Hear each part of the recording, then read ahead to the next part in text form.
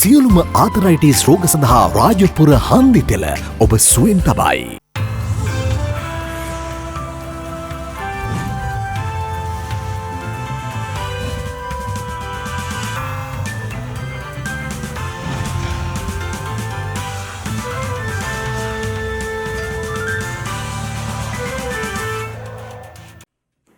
ආයුබෝවන් යථාර්ථවාදීව ලෝකයේ දෙස බලන්නට සත්‍ය සිදුවීම් සම්පින්ඩනයක පුවත් දිගහැරුම ශ්‍රද්ධා රූපවාහිනී 6:30 ප්‍රධාන ප්‍රවෘත්ති විකාශය සමගින් මම ලකිඳු නුවංග ප්‍රථමයෙන් සිරස්තල.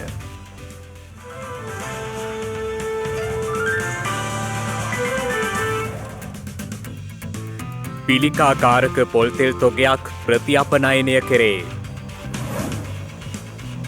අඩු ආදායම් ලාභීන්ට 5000 දීමනාව ලබා දීම අද සිට.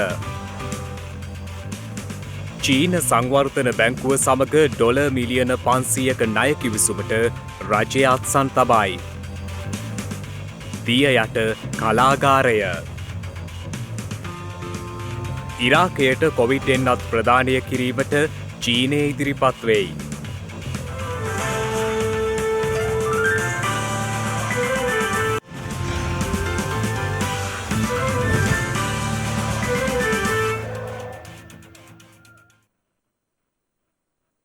ඇෆ්ලොටොක්සින් නම් පිළිකාකාරකය අඩංගු බවට තහවුරු වූ ආනයනික පොල් තෙල් ප්‍රතිඅපනයනය කිරීම සඳහා අද පෙරවරුවේ නැව්ගත කෙරුණා. සමාගම් 3ක් විසින් ආනයනය කරන ලද පොල් තෙල් වල ඇෆ්ලොටොක්සින් නම් පිළිකාකාරකය අඩංගු බවට මෙරටදී සිදු කළ සාම්පල පරීක්ෂාවන් 3කදී තහවුරු වී තිබුණා. ඒ අනුව එම පොල් තෙල් ආනයනය කළ සමාගම් වලට ඒවා යලි ප්‍රතිඅපනයනය කිරීමට පියවර ගන්නා ලෙසයි රේගු දෙපාර්තමේන්තුව නියෝග කළේ. එක් සමාගමක් විසින් ආනයනය කළ පිරිපහදු නොකළ පොල් තෙල් මෙට්‍රික් ටොන් 105ක් අඩංගු බහලුම් 6ක් යලි ප්‍රතිඅපනයනය සඳහා පියවර ගත්තේ යනුවයි. එම බහලුම් ප්‍රතිඅපනයනය සඳහා පසුගිය 6 වනදා වරාය පර්යන්තය වෙත රැගෙන එනු ලැබුවා. ඒ අනුව රුපියල් කෝටි 3කට වැඩි වටිනාකමක් සහිත එම පොල් තෙල් තොගේ රැගෙන යාම සඳහා බාබරා නම් නෞකාව අදාළියම කොළඹ වරායට පැමිණියා. කොළඹ වරායේ ස්ලැග් පර්යන්තයේදී මෙම පොල් තෙල් බහලුම් 6 අද පෙරවරුවේ මැලේසියාව බලා ප්‍රතිඅපනයනය කිරීමට මෙලෙස නැව්ගත කරනු ලැබුවා.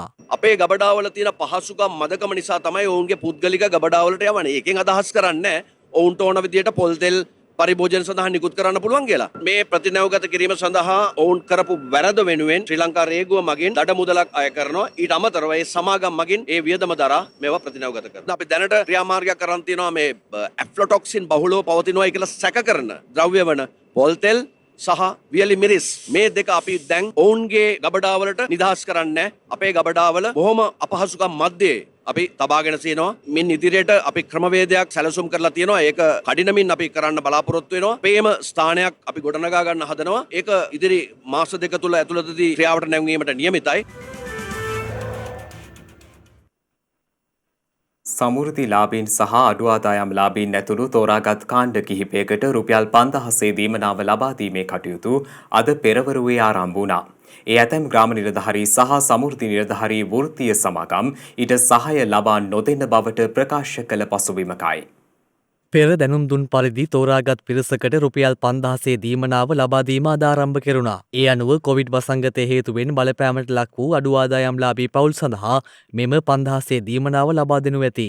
රුපියල් 5000 දීමනාව ලබා දීම සඳහා සුදුසු කරන ලබන කාණ්ඩ 7ක් රජය මගින් දැනුම් දීලා තිනවා. විශේෂයෙන්ම අග්‍රාමාත්‍ය ලේකම්තුමාගේ චක්‍රලේඛයේ ප්‍රකාරව සමුද්දිලාභීන් ඒ වගේම අඩු ආදායම්ලාභීන් ලෙස හඳුනා ගන්නා පවුල් විශේෂයෙන්ම එහිදී ග්‍රාමීය කමිටුවල නිර්දේශ ලබා ගැනීමට බලාපොරොත්තු වෙනවා. අඩු ආදායම් පවුල් හඳුනා ගැනීමේදී ඊට අමතරව වැඩිහිටි දීමනාව සහ ආබාධිත දීමනාව ලබන පවුල්වල සමාජිකයින්ට වකුගඩු රෝගී තත්ත්වයෙන් පෙළෙන ඒ දීමනාව ලබා ගන්නා රෝගීන්ට ඒ වගේම සියවස අවුරුදු 100 සම්පූර්ණ වෙච්ච වැඩිහිටි තැනැත්තන්ට මේ දීමනාව ලබා දීම සඳහා රජු උපදෙස් දීලා තිනවා.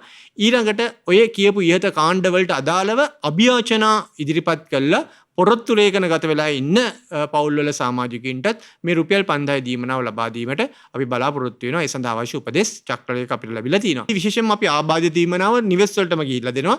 වැඩිහිටි දීමනාවත් නිවෙස් වලටම ගිහිල්ලා දෙන්න තමයි අපි සම්පූර්ණයෙන්ම මේ වෙනකොට කටයුතු කරලා තියෙන්නේ. අනිකුත් පවුල් සඳහා වෙන දීමනාව පොදු ස්ථාන කේන්ද්‍ර කරගෙන ලබා දීමට අපි මේ වෙනකොට සැලසුම් කරලා තිනවා. අද එම කාණ්ඩවලට අදාළ ජනතාව 5000 දීමනාව ලබා ගැනීමට පැමිණ සිටියේ මේ ආකාරයෙන්.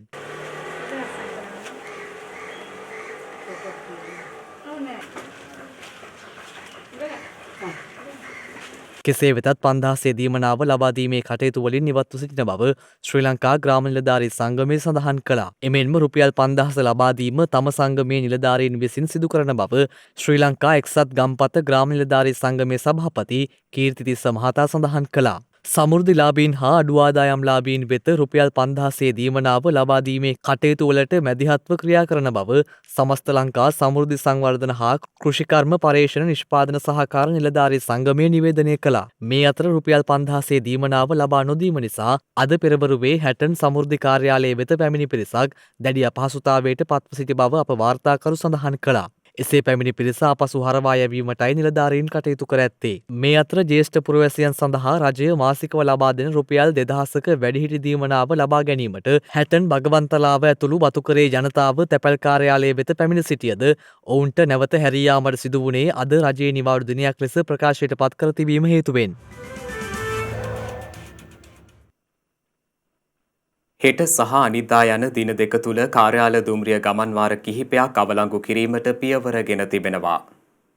එළඹෙන අලුත් අවුරුදු උත්සව සමය තුළ කාර්යාල දුම්රිය ඇතුළු මගේ දුම්රිය ගමන්වාර 30කට ආසන්න සංඛ්‍යාවක් අවලංගු කිරීමට දුම්රිය දෙපාර්තමේන්තුව පියවරගෙන තිබෙනවා. ඒ අනුව හෙට සහ අනිද්දා දින දෙකේ පමණක් එම දුම්රිය ගමන්වාර අවලංගු නොකරන බවයි දුම්රිය දෙපාර්තමේන්තුව සඳහන් කළේ. කෙසේ වෙතත් අලුත් අවුරුදු සමය වෙනුවෙන් ගම්බිම් බලා යන ජනතාව සඳහා සහ යළි කොළඹට පැමිණෙන ජනතාව වෙනුවෙන් ක්‍රියාත්මක විශේෂ දුම්රිය සේවා සුපුරුදු පරිදි ක්‍රියාත්මක වන බවද ඔවුන් සඳහන් කළා. මේ අතර අලුත් අවුරුදු සමය තුළ ගම්බිම් බලා යන ජනතාව වෙනුවෙන් ක්‍රියාත්මක විශේෂ බස් රථ සේවයද කිසිදු ගැටලුවකින් තොරව ක්‍රියාත්මක වන බවයි ප්‍රවාහන රාජ්‍ය අමාත්‍ය දිලුම් අමනුගම මහතා සඳහන් කළේ. විශේෂයෙන් නැවත ගම්බිම් වල සිට නගරය කරා මගින් ප්‍රවාහනය කිරීම සඳහා බස් රථ සැලැස්ම ඒ ආකාරයෙන්ම ක්‍රියාත්මකයි. බස් රථ 3000ක් අපි දෙපැත්තෙන්ම වැඩි කරලා තියෙනවා. ඒ බස් රථ සියල්ලම අනිත් අතට දැන් මේවා කලින් ක්‍රියාත්මක වුණේ කොළඹ සිට ග්‍රාමීය ප්‍රදේශවලට. 15 වෙනිදා සිට නැවතත් ග්‍රාමීය ප්‍රදේශවල සිට කොළඹට ගමන් වාර වැඩි කරලා තියෙනවා. කොළඹ ඉඳන් යන ගමන් වාර අඩුයි. නමුත් පිට සිට කොළඹට වැඩි පැමිණීම සඳහා අමතර බස් 3000ක් අපි මේකෙදී යොදවලා තියෙනවා. ඒ නිසා අත්ත වශයෙන් 14 වෙනිදා පමණයි බස් රථ හිගයක් ඇති වුණොත් ඇති වෙන්නේ. මොකද 14 වෙනිදා අපි රිලැක්ස් කරලා තියෙනවා. මේ ලංගම සහ අනිකුත් අයටත් සිංහල අවුරුද්ද වෙනුවෙන් යම් නිවාඩුවක් ලබා දෙන්න අවශ්‍ය නිසා දුම්රිය අමතර ගමන් වාර 52ක් මේ වෙනකොට අපි යොදවලා තියෙනවා. අපි විශ්වාස කරනවා නැවතත් පහුගිය වතාවේ වගේ කඩාකප්පල්කාරී කටයුතු නොකර ජනතාව පීඩාවට පත් නොකර දුම්රියත් මේ ආකාරයෙන් කටයුතු කරයි කියලා. මේ අතර ප්‍රවාහන කටයුතු සම්බන්ධයෙන් පැමිණිලි කිරීම සහ දුම්රිය සම්බන්ධ තොරතුරු සාමාන්‍ය ජනතාවට සැපයීම සඳහා දුම්රිය දෙපාර්තමේන්තුව 1971 ලෙස විශේෂ දුරකථන අංකයක් හඳුන්වා දී තිබෙනවා. අද දිනේදී නව කොවිඩ් ආසාදිතයින් 182 දෙනෙකු වාර්තා වීමත් සමග මෙරට සමස්ත කොවිඩ් ආසාදිතයින් සංඛ්‍යාව 95313ක් දක්වා ඉහළ ගියා. මේ අතර ඊයේ දිනේදීද කොවිඩ් ආසාදිතයින් 283 දෙනෙකු හඳුනාගෙන තිබුණා.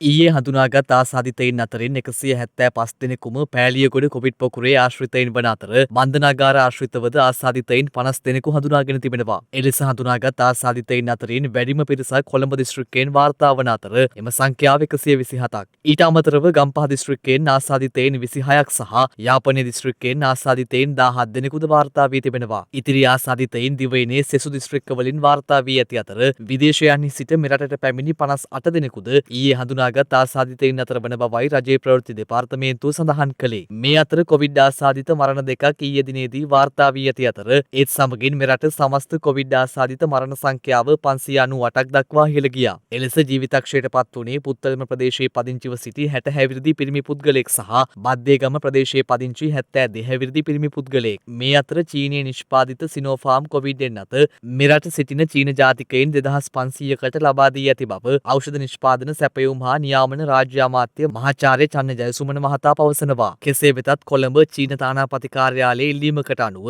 මෙරට සිටින චීන ජාතිකයින්ට ලබා දීම සඳහා ප්‍රධානයක් ලෙස ලැබුණු සිනෝෆාම් මින්නත් ලක්ෂ 6න් ඉතිරි කොටස ශ්‍රී ලාංකිකයින්ට ලබා දීමට අනුමැතිය ලැබී නොමැති අතර ඒ සම්බන්ධයෙන් විශේෂඥ කමිටුව තවදුරටත් අධ්‍යයනය කරමින් සිටින බවයි රාජ්‍ය අමාත්‍ය මහාචාර්ය චන්න ජයසුමන මහතා වැඩිදුරටත් සඳහන් කළේ. මේ වන විට වෛරසය ආසාදිතව රෝහල්වල ප්‍රතිකාර ලබන සමස්ත පුද්ගලයන් සංඛ්‍යාව 3084ක් වන අතර වෛරසය ආසාදිතව සිට සුවය ලැබූ සමස්ත පුද්ගලයන් සංඛ්‍යාව දැක්වෙන්නේ 91755ක් ලෙසයි. ශ්‍රී ලංකාව චීන සංවර්ධන බැංකුව සමග ඇමරිකානු ඩොලර් මිලියන 500ක ණය කිවිසුමකට අද එළඹුණා. කොළඹ පිහිටි චීන තානාපති කාර්යාලයේදී අදාළ කිවිසුම අත්සන් තබනු ලැබුවේ.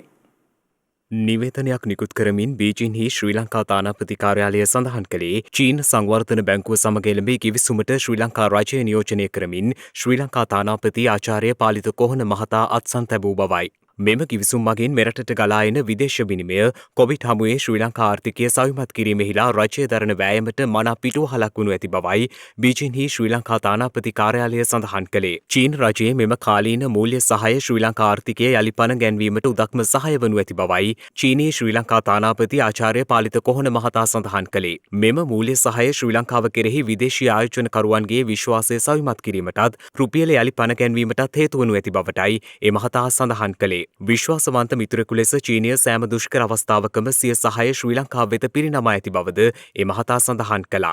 වෙළඳාම ආයෝජන සංචාරක අධ්‍යාපන ක්‍රීඩා වැනි සියලු ක්ෂේත්‍රයන්හි ද්විපාර්ශ්වික සමඳතාවයන් වෙනුවෙන් ශ්‍රී ලංකාව සමග ඇති සමඳතා තර කර ගැනීමට ආචාර්ය පාලිත කොහොන මහතා මෙහිදී චීනයට ආරාධනා කර සිටියා. කොවිඩ් වසංගතයෙන් පසු සංචරණ නීති ලිහිල් කිරීමත් සමග චීන සංචාරකින් වැඩි පිරිසක් ශ්‍රී ලංකාවට සම්ප්‍රාප්ත වනු ඇති බවද ඔහු සඳහන් කළා. චීන සංචාරක ආකර්ෂණය අරමුණු කොටගෙන චිත්‍රපටයක් නිෂ්පාදනය කිරීම සඳහා චීන නිෂ්පාදන කණ්ඩායමක් සමග මේ වන විටත් සාකච්ඡා සිදු කරන බවයි එතුමා වැඩිදුරටත් සඳහන් කළේ.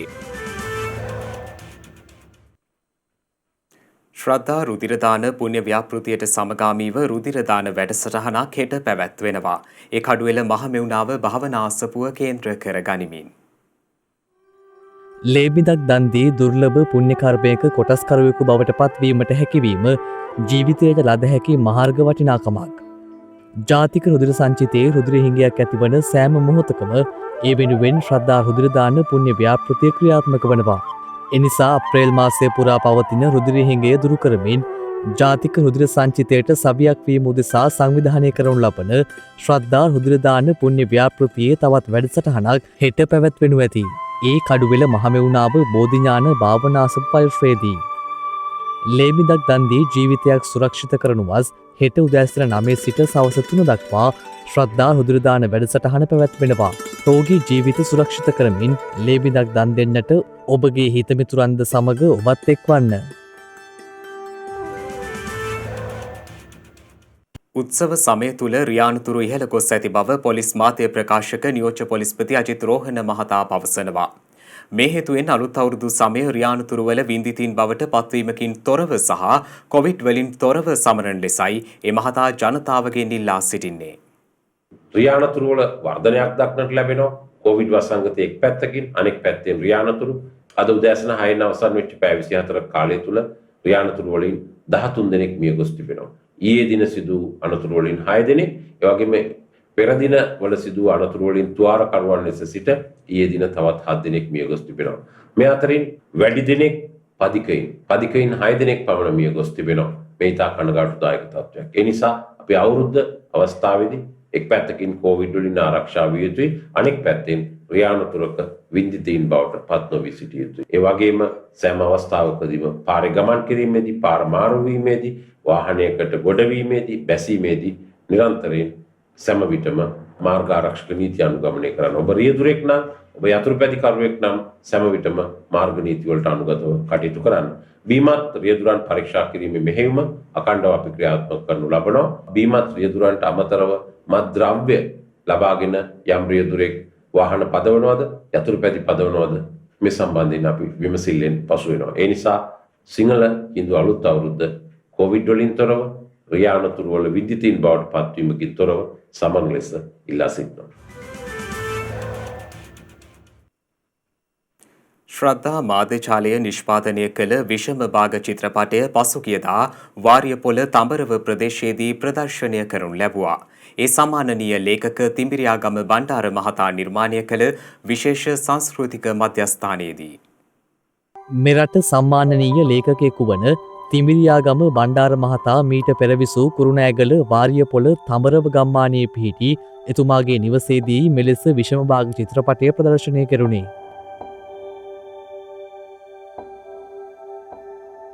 මේ වන විට සංස්කෘතික මධ්‍යස්ථානයක් ලෙසින් පවත්වාගෙන යනු ලබන එම පරිශ්‍රය සාහිත්‍ය කලා වැඩසටහන් වලට වෙන් කරනු ලබන ස්ථානයක්.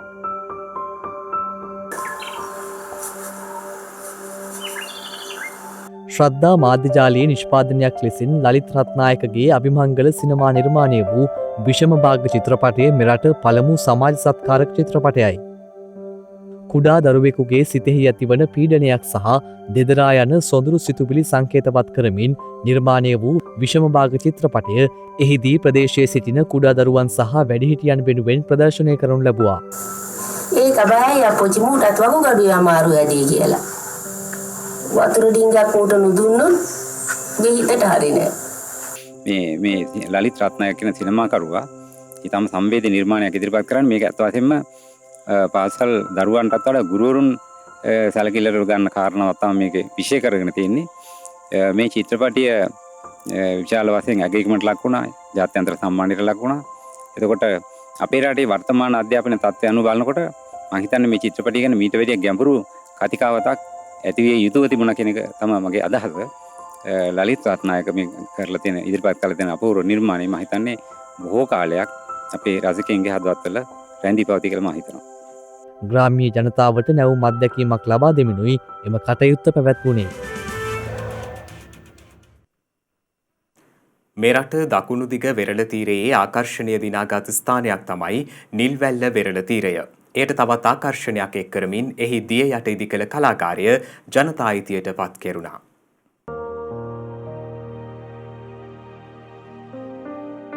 නිල්වැල්ල මෙරට දකුණු දිග වෙරළ තීරයේ දෙස් විදෙස් සංචාරකයන්ගේ ආකර්ෂණීය දිනාගත් ස්ථානයක්.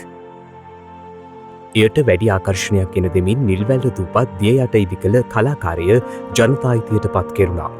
නිල්වැල්ල වෙරළ සහ දූපත දෙස් විදෙස් කිමිතුම් සංචාරකයන්ගේ ආකර්ෂණය නොමතව හිමිවන සුන්දර වෙරළ තීරයක්. දිය යට සුන්දරත්වය විඳ ගැනීම සඳහා මේ ආශ්‍රිත මුහුදු ප්‍රදේශයේ දෙස් විදෙස් සංචාරකයන් නිරන්තර කිමිතුම් කටයුතු සිදු කරනවා. සංචාරකින් සඳහා නැවුම් අත්දැකීම් ගෙන දෙමින් පරිසර හිතකාමී අමුද්‍රව්‍යයන් යොදා ගනිමින් නාවික හමුදාව දීවර අමාත්‍යාංශයේක්ව මාතර නිල්වැල්ල ආශ්‍රිත මුහුදු තීරයේ අපූර්ව දිය යට කලාකාරයක් ස්ථාපිත කර තිබෙනවා.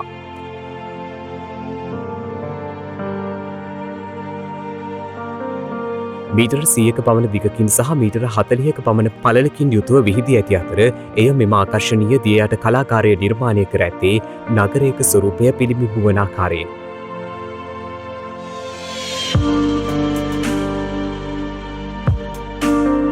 ඊට මිනිස් රූප ඇතුළු විවිධ නිර්මාණාත්මක ආකෘතීන් ගොඩනැගිලි ආකෘතීන් මෙන්ම භාවිතයෙන් ඉවත් කරන ලද බස් රථ ඇතුළු රථ වාහන ගුවන් යානා සහ කොරල් වර්ධන සඳහාම නිර්මාණය කළ උපස්තර ඇතුළත්.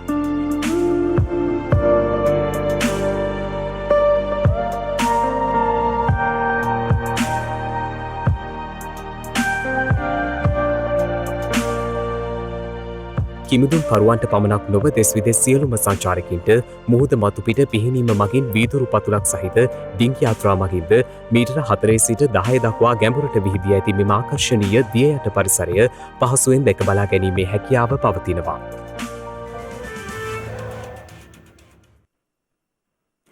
දැන් සිව්දෙසින් වාර්තා වූ පුවත් කිහිපයක් සමගින් සිව්දෙසින් පුවත්.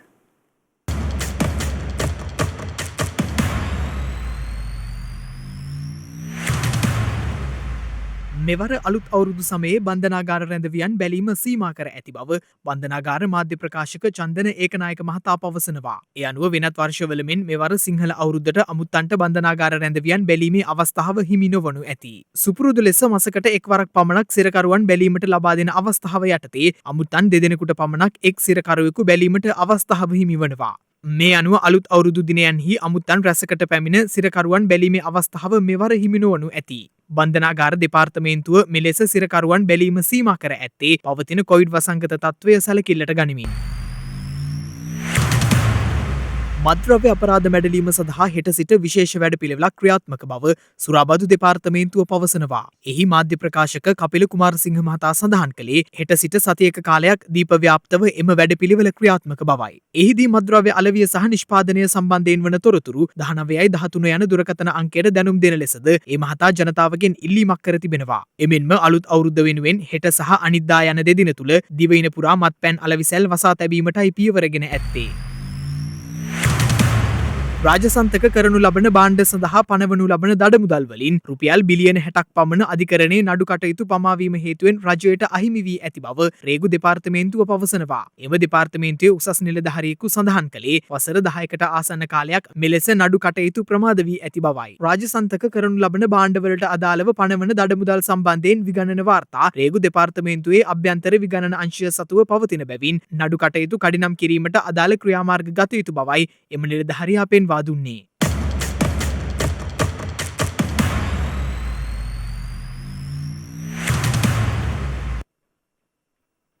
ලෝකයේ තුල තිබෙන විවිධ මිනිස් වාසයන් මිනිස් හැසිරීම අතර තවත් එක් විශේෂත්වයක් පවතින තැනක් ගැන තමයි මේ කියන්න යන්නේ. මේ මැටි වලින් තැනූ කුළුණු මාලිකා තුල ජීවත් වන මිනිසුන් පිරිසක්. ලෝකයට ඇත්තේ පුදුමය උපදවන සුළු විවිධත්වයක්. මහද්වීපික වශයෙන් ශිෂ්ඨාචාරමය වශයෙන් සංස්කෘතිමය වශයෙන් මිනිසුන් අතර පවත්නා විවිධත්වය සැබවින්ම අපූර්වජනකයි. ලෝක ඉතිහාසය දෙස හැරී බැලීමේදී පෙනෙන කාරණයක් වන්නේ මිනිසුන් ඈත අතීතයේදී ගෝත්‍ර වශයෙන් ජීවත් වූ බවක්. විශේෂයෙන්ම අප්‍රිකානු මහද්වීපික ජන සමාජය තුළ අදටත් ඔවුනොවුන්ගේ උපචාරයන් සුරකිමින් ජීවත් වන ගෝත්‍රයන් ගණනාවක්ම සිටිනවා. මේ ගෝත්‍රික ප්‍රජාවන්ගේ ජීවන ශෛලිය බොහෝ විට ගොඩනැගී තිබෙන්නේ පරිසරය හා බද්ධව. බටමරි බානුවන් කියන්නේත් තවමත් සැලකිය යුතු ජන සංයුතයකින් සමන්විත ක්‍රියාකාරී මට්ටමෙන් පවත්වාගෙන යන එවන් ගෝත්‍රයක්. බටහිර අප්‍රිකාව තුළ ජීවත් වන බටමරි බානුවන් ගණනින් 1,76,000ක් පමණ වනවා. ඔවුන් අතරින් 1,46,000ක පමණ පිරිසක් ජීවත් වන්නේ බෙනින්හි. ඉතිරි කොටස ටෝගෝහි ජීවත් වනවා. බෙනින්හි ජීවත් වන බටමරි බානුවන් හැඳින්වෙන්නේ සොම්බා නමින්. ටොංගෝලියානු බටමරි බානුවන් හැඳින්වෙන්නේ ටැම්බර්මා නමින්. මේ දෙකොට්ටාසය එකම කුලේ වුණත් ඔවුන් දෙපිරිස අතර එක් වෙනස්කමක් පවතිනවා. සොම්බා බටමරි බානුවන්ගේ මුහුණු මත ඉතා සරල සහ දර්ශනීය වූ කැටයම් කොටා තිබෙනවා. එවැනිම ජාමිතික හැඩතල ඔවුන්ගේ නිවස මත යොදන බදාම තට්ටුව මතද ඔවුන් රූපණය කරනවා. බටමරි බා යන නමෙහි අර්ථය වන්නේ ගොඩනැගිලි සෑදීමට දත් යන්නයි. ඔවුන් විසින් ඉදිකරනු ගොඩනැගිලි මධ්‍යකාලීන යුරෝපයේ රජමාලිකාවලට සමානකමක් දක්වනවා. ඒවා උස් කුළුණු සහ ඝන පවුරුවලින් සමන්විත ඉතා අලංකාර නිවාස. බටමරි බානුවන් බටහිර අප්‍රිකාව දෙසට සංක්‍රමණය වූයේ වර්තමානයේ බුර්කිනා ෆාසෝ ලෙසින් හැඳින්වෙන උත්තර ප්‍රදේශ ප්‍රාන්තයට. මෙකී සංක්‍රමණය ඔස්සේ සොයාගත් නව බිම් ප්‍රදේශවලදී බටමරි බානුවන්ට සංක්‍රමණික බරීපා සටන්කාමීන්ගෙන් ප්‍රවේශම් වීමට සිදු වුණා.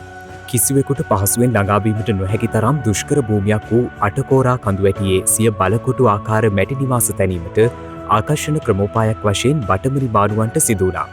අසල්වැසි ජනගහනයෙන් වන බලපෑම්වලින් මිදී නිදහසේ ජීවත්වීමට බටමරි බානුවන්ගේ මැටි බලකොටු ඔවුනට මහත් පිටිවහලක් වුණා.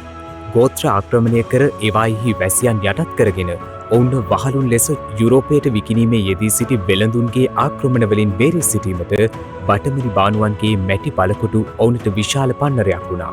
අවසානයේදී ජර්මානු යටත් විජිතවාදීන්ද බටමරි බාව ආරක්ෂා කළා. සිය විශේෂ ඉදිකිරීම් ශිල්පීය හැකියාවන් හේතුවෙන්ම බටමරි බානුවන්ට සිය සම්ප්‍රදායන් බාහිර බලපෑම්වලට ගොදුරුවීමට නොදී ආරක්ෂා කර ගැනීමට හැකියාව ලැබුණා. ටකියෙන්ටා නමින් හඳුන්වන මොවුන්ගේ මඩ කුළුණු ටෝගෝ ඉසව පුරා ඉතා විචිත්‍රවත් දර්ශනයක් මවනවා. බොහෝ කුළුණු නිවාස තට්ටු දෙකක උසින් යුක්තයි. බැලූ බැල්මට වීබිස්සක ධාන්‍යාකාරයක පෙනුමකින් යුත් මෙම කුළුණු නිවාස උඩින් බැලූ කල සිලින්ඩරාකාර ස්වරූපයකට දිස්වනවා. ඇතැම් නිවාසවල වහලේ සමතලා ස්වභාවයක් දරන අතර ඇතැම් නිවාසවල වහල කේතුආකාරයි. සෑම ගමකම මෙම නිවාස ඉදිකර තිබෙන්නේ කණ්ඩායම් හෙවත් පොකුරු නිවාස වශයෙන්. බටමරි බානුවන්ගේ සියලු නිවාසවල බිම්මහල ධාන්‍යාකාරයක් සහ සතුන් රඳවා තැබීමට වෙන් වූ බිමක් ලෙස පවතිනවා. ප්‍රදේශය පුරා නිරීක්ෂණය යෙදුණහොත් දැකගත හැකි විශේෂ කාරණයක් වන්නේ බටමරි මානුවන් ගොඩනැගිලි ඉදිකර ඒවා භාවිත කර පසුව ඒවා අතහැර කඩා බිඳ තමා නැවතත් එම ස්ථානයන්හි එම ගොඩනැගිලි ඉදිකර තිබෙන ආකාරය. මුල් ගොඩනැගිලි සහ කාලයාගේ ඇවෑමින් සිදුකර තිබෙන නව ඉදිකිරීම් සඳහා ඔවුන් යොදාගෙන තිබෙන අමුද්‍රව්‍යවල වෙනස්කම්ද මෙසේ නිරීක්ෂණය කිරීම මගින් හඳුනාගත හැකි.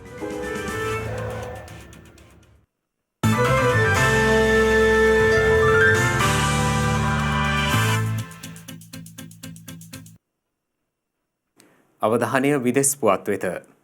ඉරාකයේ දෙවන කොවිඩ් එන්නත් කරන වැඩසටහන සඳහා තවත් කොවිඩ් මර්ධන එන්නත් මාත්‍රාතෝගයක් පරිත්‍යාගයක් ලෙස ලබා දීමට චීනය පියවරගෙන තිබෙනවා. චීනයේ නිෂ්පාදිත සිනෝෆාම් එන්නත් මාත්‍රාතෝගයක් එලෙස පරිත්‍යාග කර ඇති අතර ඉරාක සෞඛ්‍ය අමාත්‍යවරයා විසින් බැග්ඩෑඩ් ජාත්‍යන්තර ගුවන් තොටුපළේදී අදාළ එන්නත් තොගය නිල වශයෙන් බාරගෙන ඇති බවයි විදෙස් මාධ්‍ය වාර්තා කළේ. පසුගේ මාර්තු මස දෙවනදා ආරම්භ කළ ඉරාකයේ කොවිඩ් මර්ධන එන්නත් කරන වැඩසටහන සඳහාද කොවිඩ් මර්ධන එන්නත් ලබාදීමට චීනය මීට පෙර කටයුතු කර තිබුණා. ඒ අනුව යුද්ධමය වාතාවරණයක් පවතින ඉරාකයට කොවිඩ් මර්ධන එන්නත් පරිත්‍යාග කළ ලොව පළමු රට බවට චීනය පත්ව ඇති බවයි විදෙස් වාර්තා සඳහන් කළේ. මේ අතර චීනය තම රට නිෂ්පාදිත කොවිඩ් එන්නත් මිශ්‍ර කොට ඒවායේ ශක්්‍යතාවේ ඉහළ නැංවීම පිළිබඳව අවධානය යොමු කර තිබෙනවා. චීන රෝග නිවාරණ සහ පාලන මධ්‍යස්ථානයේ ප්‍රධානී ගාවෝ ෆූ මහතා ප්‍රකාශ කළේ දැනට යොදාගනු ලබන එන්නත්වල ශක්්‍යතාවය ඉහළ මට්ටමක නොපැවතීම ඊට හේතුව බවයි. චීනය විසින් මේ වන විට සිය රට තුළ කොවිඩ් එන්නත් මාත්‍රා මිලියන 161ක් ලබාදී තිබෙනවා. කෝටි 140ක් වූ චීන ජනගහනයෙන් 140කට මේ වසරේ ජූනි වන විට කොවිඩ් එන්නත් ලබාදීමට චීන රජය අපේක්ෂා කරනවා. එමෙන්ම වසර අවසානය වන විට ජනගහනයෙන් 70%ත් 80ත් අතර ප්‍රමාණයකට කොවිඩ් එන්නත් ලබාදිය හැකි බවට චීනය විශ්වාසය පළ කරනවා. මේ අතර සෙරෝජා සුලිකුණාටුව පැයට කිලෝමිටර් 170ක වේගයෙන් ඔස්ට්‍රේලියාවට ඇතුල් වී තිබෙනවා. ඒ හේතුවෙන් බටහිර ඔස්ට්‍රේලියාවේ වෙරළාසන්න ප්‍රදේශවලට බලපෑම් එල්ල වී ඇති බවයි වාර්තා වන්නේ. ඒ අනුව පවතින වර්ෂාව සහ ජල ගැලීම් සමග ඇති වූ ගස් කඩා වැටීම් සහ විදුලි රැහැන් කඩා වැටීම හේතුවෙන් නිවාස දහස් ගණනකට විදුලිය ඇනහිට ඇති බවයි විදෙස් වාර්තා සඳහන් කළේ. කෙසේ වෙතත් කාලගුණ බලධාරීන් පැවසුවේ සෙරෝජා සුලිකුණාටුව එක රැයකින් අසාමාන්‍ය වේගයක් සහ ශක්තියක් පවත්වාගෙන ගිය බවයි. එමෙන්ම ඔවුන් සඳහන් කරන්නේ මේ වන විට සුලිකුණාටුවේ වේගය දුර්වල වී ඇති අතර සිදුව ඇති හානියේ තරම තවමත් තක්සේරු කරනු මැති බවයි.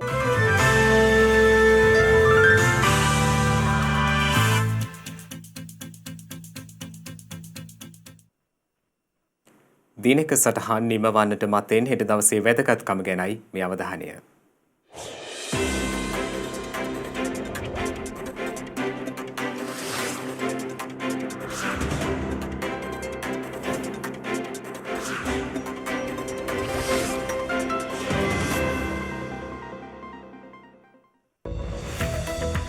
හෙට අප්‍රේල් 13 වැනිදා.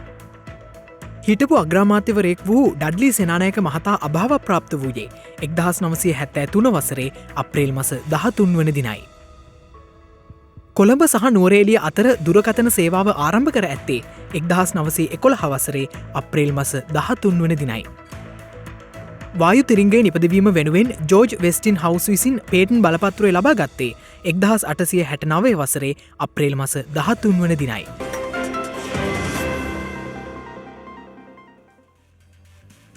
ඒ සමගින් ශ්‍රද්ධා ප්‍රධාන ප්‍රවෘත්ති විකාශය නිමාවට පත්වනවා. හමුවෙමු හෙටත් සවස 6:30ට. පෙරවන් සරණයි. නමෝ බුද්ධාය. මෙවැනි වැදගත් පුවත් නැරඹීම සඳහා ශ්‍රද්ධා TV News YouTube channel එක subscribe කර සීනුව සලකුණ වන්න.